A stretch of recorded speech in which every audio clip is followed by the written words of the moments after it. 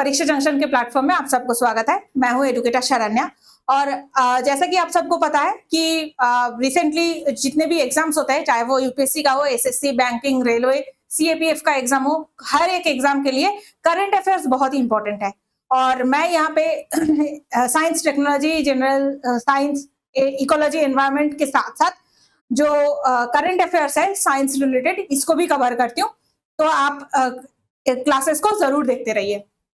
जैसा आज की जो करंट अफेयर्स है वो क्या है कि इंडिया ने डीप सी मिशन की माइनिंग की कैपेबिलिटीज को एक्सपैंड किया है। मतलब इंडिया के जो टेक्नोलॉजी था वो समुद्र के अंदर जाके माइनिंग के लिए भी कैपेबिलिटीज डेवलप किया है।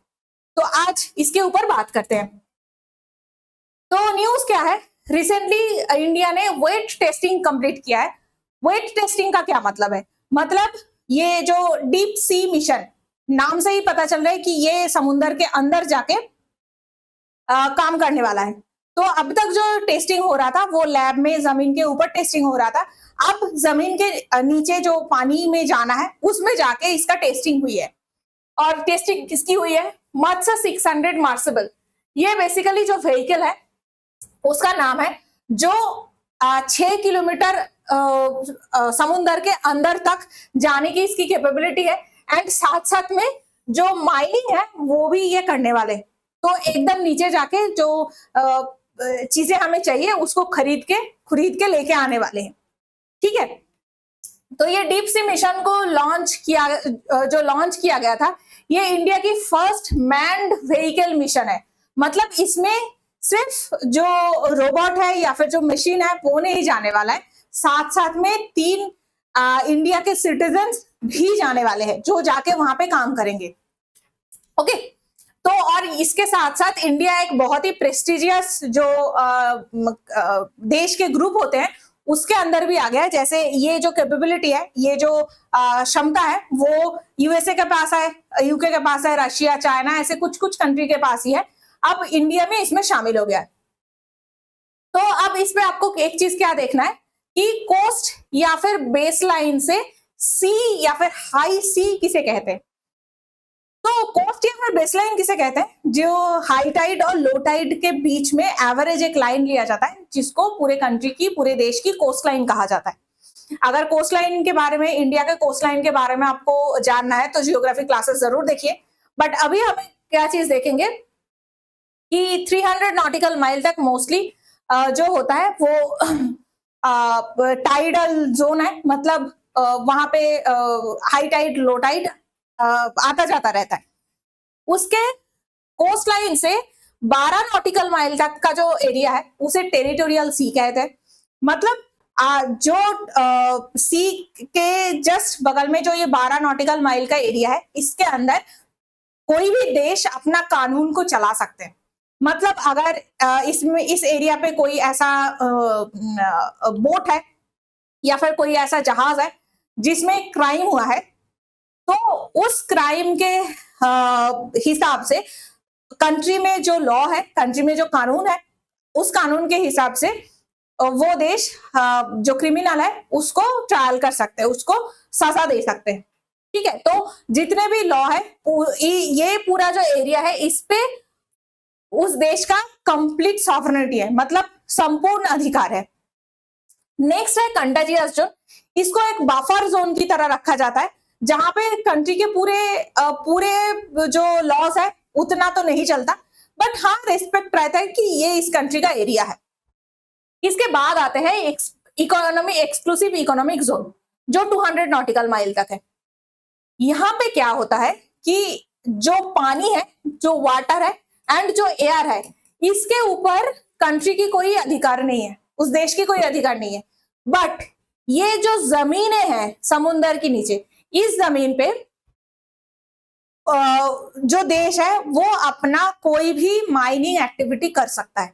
मतलब उसको खरीद के वहां से आपको जो चीज लाना है, चाहे वो पेट्रोलियम है, क्रूड पेट्रोलियम है, नेचुरल गैस है या फिर पॉलीमेटेलिक नोड्यूल्स, जो भी वहां पे रहता है वो लेके आ सकते हैं।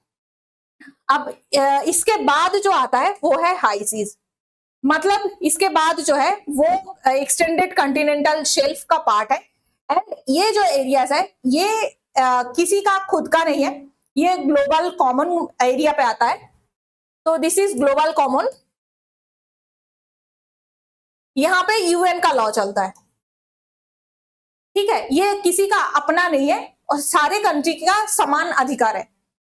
तो एक चीज में याद रखना है कि एक्सक्लूसिव इकोनॉमिक जोन पे कौन सी राइट चलता है। इस एरिया पे ऑब्वियसली कोई कंट्री अपना एयर है या फिर वाटर में अपना राइट तो नहीं चला सकता। तो इसमें चलता है उन clause, united nations convention of laws of the seas, उन क्लॉज। ये आपको नाम याद रखना होगा। उन क्लॉज जो है एक्सक्लूसिव इकोनॉमिक जोन पे चलता है। ओके, तो इसको आपको याद रखना है, एग्जाम्स के लिए बहुत इंपॉर्टेंट है। साथ साथ में ये जो हाई सी का एरिया है इस पे भी माइनिंग कर सकते हैं। रिसर्च के लिए आपको कुछ चीजें जानना है, कुछ रिसर्च करना है, उसके लिए आप माइनिंग कर सकते हैं। बट उसके लिए आपको माइनिंग लाइसेंस कहां से लेना होगा? इंटरनेशनल सीबेड अथॉरिटी से लेना होगा। ओके, तो इस एरिया पे जो भी आपको माइनिंग करना है तो वो माइनिंग का लाइसेंस इंटरनेशनल सीबेड अथॉरिटी से लेना है, जिसका लाइसेंस अभी गवर्नमेंट ऑफ इंडिया को मिली है सेंट्रल इंडियन ओशन में। तो डीप ओशन मिशन के बारे में अब देख लेते हैं। ये जो है मिनिस्ट्री ऑफ आर्ट साइंस की एक बहुत ही एम्बिशियस प्रोजेक्ट है। एंड डीप सी जो समुद्र के बहुत अंदर का एरिया है उसमें एक्सप्लोरेशन के लिए क्या करना है, हमें टेक्नोलॉजी डेवलप करना है। ये मिनिस्ट्री ऑफ आर्ट साइंस देख रहा है, बट आपको याद रखना है prime ministers science technology and innovation advisory council की ये खुद की प्रोजेक्ट है। तो टोटल 9 ऐसे मिशन है जो prime minister science technology and advisory council की है। इनमें से डीप ओशन मिशन या फिर डॉम भी उसका एक पार्ट है।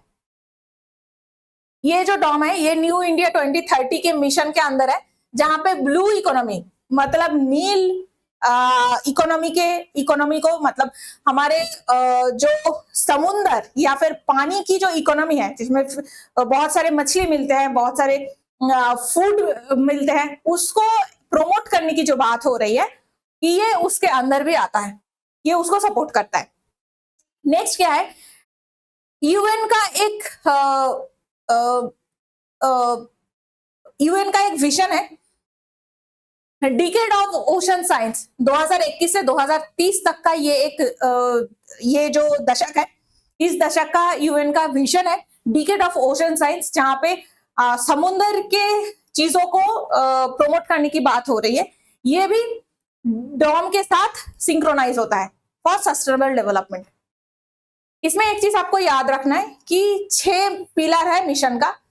तो ये 6 पिलर क्या क्या है? फर्स्ट है डीप सी माइनिंग के लिए टेक्नोलॉजी बनाना, और एक ऐसे सबमर्सिबल मतलब व्हीकल बनाना जो 3 लोगों को कैरी कर पाए, सेफली कैरी करके 6 किलोमीटर नीचे तक लेके जा पाए। दूसरा क्या है, एडवाइजरी सर्विस चलाना। ये एडवाइजरी सर्विस हर एक कंट्री के लिए है जो इसको अवेल करना चाहते हैं ऑन क्लाइमेट चेंज। तो इंडियन ओशन रीजन पे जो भी क्लाइमेट चेंज से रिलेटेड एडवाइजरी सर्विस लोग कोई कंट्री लेना चाहते हैं, ये उसको हेल्प करेगा। नेक्स्ट क्या है, डीप सी समुद्र के अंदर की जो बायोडाइवर्सिटी है, जितने तरह के एनिमल्स मिलते हैं, जितने तरह के प्लांट्स मिलते हैं, उसको एक्सप्लोर करना एंड उसको कंजर्व करना, उसकी संरक्षण की भी बात हो रही है। नेक्स्ट क्या है, exploration of Indian ocean mid oceanic ridge.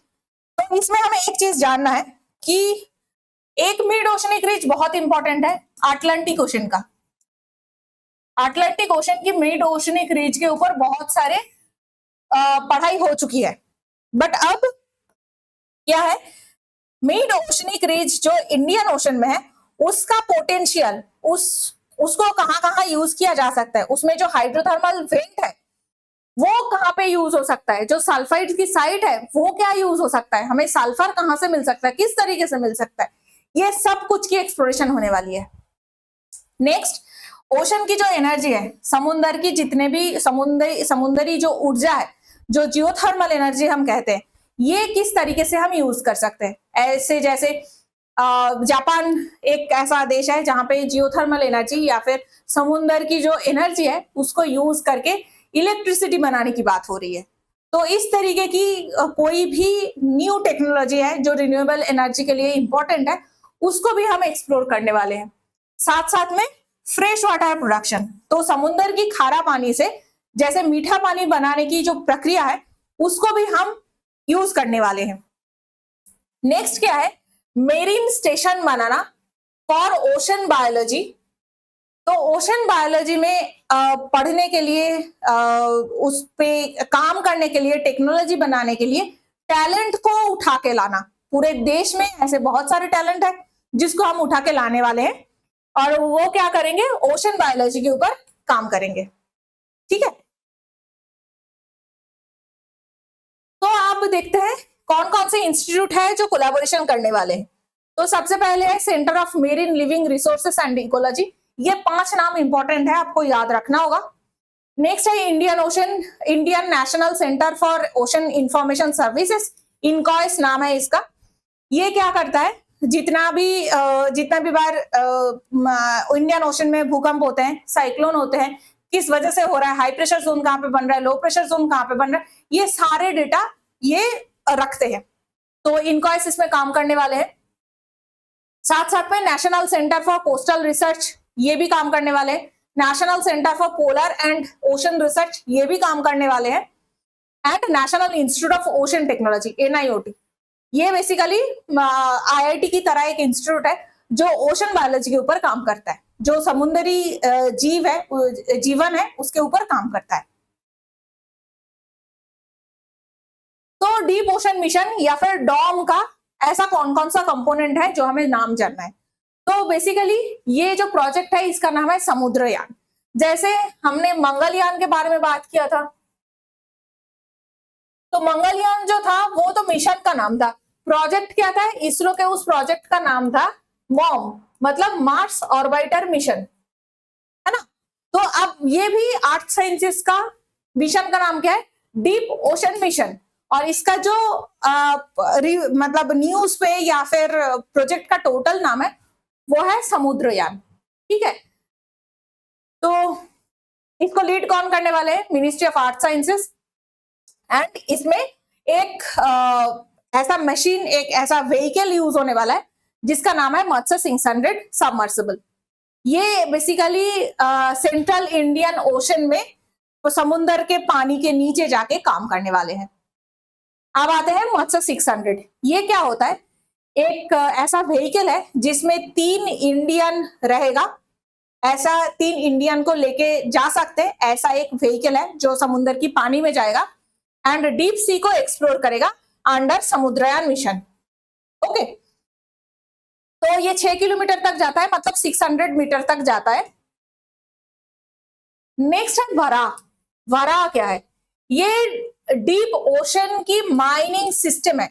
तो जो मशीन है जो माइनिंग करेगा, जो खरीद के बाहर लेके आएगा, उस मशीन का नाम है बरा। National institute of ocean technology इसे बनाने वाले हैं, जो एक अंडर वाटर माइनिंग सिस्टम है। अब इसमें एक चीज बहुत ही फैसिनेटिंग है, अगर आप नाम सारे देखेंगे तो ये मत्स्य है या फिर वरा है, ये सारे जो नाम है ये विष्णु के अवतार का नाम है। विष्णु के एक एक अवतार के नाम है। जैसे मत्स्य मतलब जो विष्णु के अवतार था वो पानी के अंदर रहता था, वो पानी में चल सकता है, पानी में मूवमेंट कर सकता है। और ये जो मशीन है, ये जो सबमर्सिबल मतलब व्हीकल है, ये भी पानी में ही जाने वाला है, इसलिए इसका नाम रखा गया मत्स्य, जो फर्स्ट अवतार हुआ करता था। ये फर्स्ट अवतार है। वैसे सेकंड क्या है, सेकंड ये वराह अवतार है। वराह नाम क्यों दिया, क्योंकि हमारी हिंदू माइथोलॉजी में बोला जाता है कि जब पृथ्वी पानी में डूब गया था तो विष्णु जी वराह का रूप लेके पानी के अंदर गए थे एंड वहां से जमीन को अपने दांत से बाहर उठा के लाए थे। तो जमीन के टुकड़े को बाहर पानी से बाहर उठा के जो लेके आ रहा है वही वराह है। वराह जो मशीन है वो भी सेम काम करने वाले, पानी में अंदर जाके समुद्र के नीचे की जो जमीन है वहां से एक टुकड़े जमीन को उठा के लाने वाले हैं, जहां पे कुछ कुछ ऐसे मेटल्स है जो हमारे लिए इंपॉर्टेंट होगा। तो इसीलिए इसका नाम वराह रखा गया है। आई होप अब आपको याद रहेगा कि ये दोनों नाम किससे रिलेटेड है। ओके, अब आते हैं कि 600 मीटर की ये डेप्थ को क्यों चूज किया गया है। तो ये कि बेसिकली एक स्ट्रेटेजिक डेप्थ है जिसमें बहुत ही वैल्यूएबल कुछ रिसोर्सेस है, पॉलीमेटालिक नोड्यूल्स है एंड सल्फाइड्स है। तो पॉलीमेटालिक नोड्यूल्स किसे कहते हैं? तो ये 5 किलोमीटर या फिर 5000 मीटर तक के डेप्थ में मिलता है जो मेटल रिच होती है, एंड पॉलीमेटालिक सल्फाइड्स जो होती है वो 3 किलोमीटर में मिलते हैं। ये सल्फाइड की नोड्यूल्स होती है। तो सल्फाइड की नोड्यूल्स हमें मिलता कहाँ है और इसका जो डेप्थ है ये कम क्यों है? क्योंकि सल्फाइड्स जो होती है वो हमें वॉल्केनो से मिलता है, जो ज्वालामुखी होती है उसमें मिलता है। तो ज्वालामुखी कहाँ पे होती है? माउंटेन, पहाड़ों के ऊपर होती है। समुंदर के नीचे जो पहाड़ है वो सी माउंट कहा जाता है, तो वो भी ऊंचा है। तो वो भी जब ऊंचा होगा तो ये सी माउंट से क्या होती है, नॉर्मली सल्फर ऐसे बाहर निकलने लगता है।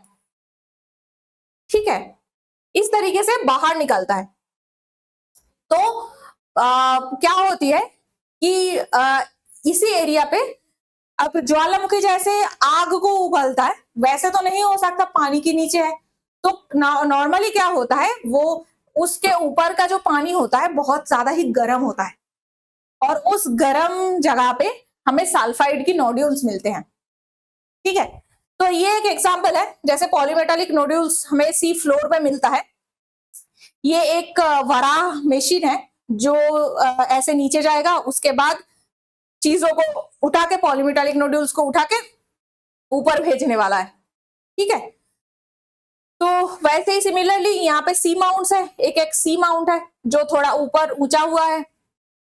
सी माउंट मतलब समुद्र के अंदर की जो पहाड़ होती है। तो ये ऑब्वियसली थोड़ा सा ऊंचा है, तो जो डेप्थ है ये डेप्थ थोड़ा कम होगा, इसका डेप्थ ज्यादा है, तो इसीलिए 5 किलोमीटर की है, ये 3 किलोमीटर की डेप्थ है, जहां पे आपको सल्फाइड की नोड्यूल्स ऐसे मिल रहा है। ठीक है, तो आई होप ये समझ में आ रहा है सबको। तो पॉलीमेटालिक नोड्यूल्स क्या है? ये बेसिकली आलू के शेप का कुछ कुछ ऐसे पोरस मतलब छेद रहता है, नोड्यूल्स होता है जो सी फ्लोर में ऐसे पड़ा रहता है, ऐसे पड़ा हुआ है। ठीक है, सी बेसिन में, डीप सी के अंदर बहुत गहरी जगह पे ये मिलता है। इसमें रहता क्या है? Iron, nickel, cobalt, copper, manganese, ये सारे मेटल्स एक साथ एक जगह पे मिलता है। तो इसीलिए पॉली मतलब बहुत सारा, मेटल तो आपको पता ही है, तो इसीलिए पॉली मेटालिक, एंड नोड्यूल्स है मतलब ये ऐसे आलू की तरह है, इसीलिए नोड्यूल्स है। ओके, तो इसका काम क्या है? बहुत सारे इंडस्ट्री में काम है, जैसे रिन्यूएबल एनर्जी मतलब सोलर पैनल बनाने में, सोलर पैनल बनाने में इसका काम है। इलेक्ट्रिक व्हीकल प्रोडक्शन, इसमें बैटरी बनाने में काम आता है। तो ये सारे एरियाज पे, ये सारे इंडस्ट्री पे इसका बहुत सारा काम है। तो अब आते हैं कि ये, अब हमने इतना तो पढ़ लिया, बट हमें देखना है कि ये जो डीप ओशन मिशन है इसके लिए हमारे पास चैलेंजेस क्या क्या है, जिसके ऊपर जो साइंटिस्ट है उनका भी काम कर रहे हैं। तो सबसे पहले तो ओशन की प्रेशर बहुत है, जो पानी का प्रेशर है वो बहुत ज्यादा है, क्योंकि 6 किलोमीटर तक कोई भी जो ऐसा व्हीकल है उसमें प्रेशर झेलना, जो लोग रहेंगे उसके अंदर, वो लोग का प्रेशर झेलना बहुत मुश्किल है। तो high pressure condition in the deep ocean वो एक बहुत बड़ा चैलेंज है। दूसरा है कि equipment design and functionality. Basically क्या होती है, जो हमारे ऐसे इलेक्ट्रॉनिक मटेरियल्स होते हैं, उसको आप पानी में डालो तो खराब हो जाता है। अगर आप ऐसे एक मोबाइल को भी पानी में डालेंगे तो खराब हो जाएगा। तो उतना, और वो भी तो मीठा पानी होती है। अब ये इतना खारा पानी में ऐसा इंस्ट्रूमेंट बनाना, ऐसा इलेक्ट्रॉनिक्स मटेरियल बनाना जो उसमें काम कर पाए, उस पानी के अंदर भी काम कर पाए, वो खराब ना हो, ये बहुत ही डिफिकल्ट है। नेक्स्ट क्या है, ओशन बेड पे लैंड करना। तो जो मत्स्य व्हीकल है वो क्या है, समुद्री प्लेन तो है नहीं, उसमें बहुत सारे ऐसे गिरिखात है, ट्रेंचेस होती है, साथ में कीचड़ होती है, मड, सॉफ्ट मड रहेगा। तो ये सब की वजह से ठीक तरीके से लैंड करना बहुत मुश्किल है। ओके, और ऊपर से ये भी हो सकता है कि लोग हैं अंदर, पलट सकता है, अगर पलटेगा तो लोगों की डेथ हो सकती है। ये सारे चैलेंजेस है। Material extraction and power demand. तो जो वराह है, एक तो इतना प्रेशर है, उसके साथ साथ खारा पानी है। इस पानी में जो माइनिंग की चीजें है, जो चीजें हम खरीद के बाहर निकल रहे, उसको निकाल के 6 किलोमीटर ऊपर तक सरफेस में जो जहाज है या फिर कोई भी चीज है वहां तक पहुंचाना, इसके लिए बहुत ज्यादा एनर्जी की जरूरत है, पावर बहुत ज्यादा लगेगा।